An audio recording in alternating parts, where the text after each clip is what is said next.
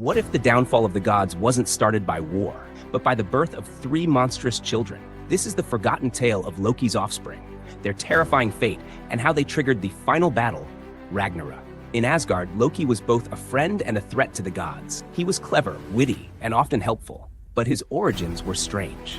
Born of frost giants, yet welcomed by Odin, Loki walked between two worlds. He fathered many children, but none stirred more fear than three he had with the giantess Angrboda: Fenrir, the great wolf; Jörmungandr, the world serpent; Hel, a half-dead girl destined to rule the underworld. Odin gazed into the future and saw a terrifying prophecy. These children would bring death to the gods. Fearing the prophecy, the gods struck preemptively. Jörmungandr was hurled into the sea, where he grew so massive he encircled the entire world.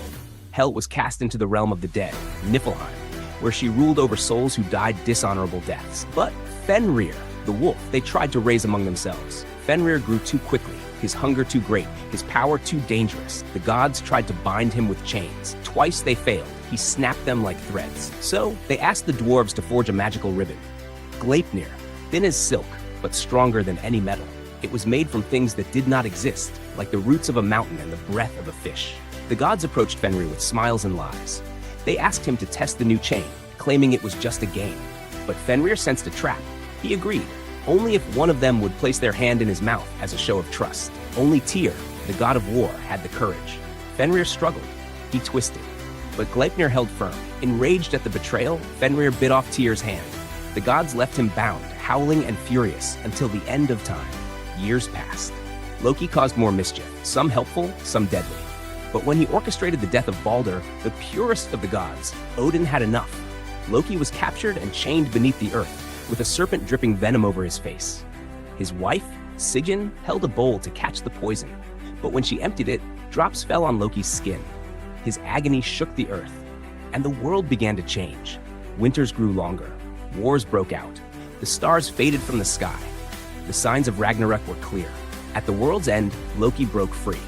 His children returned to fulfill their destinies. Jörmungandr rose from the sea, flooding the world.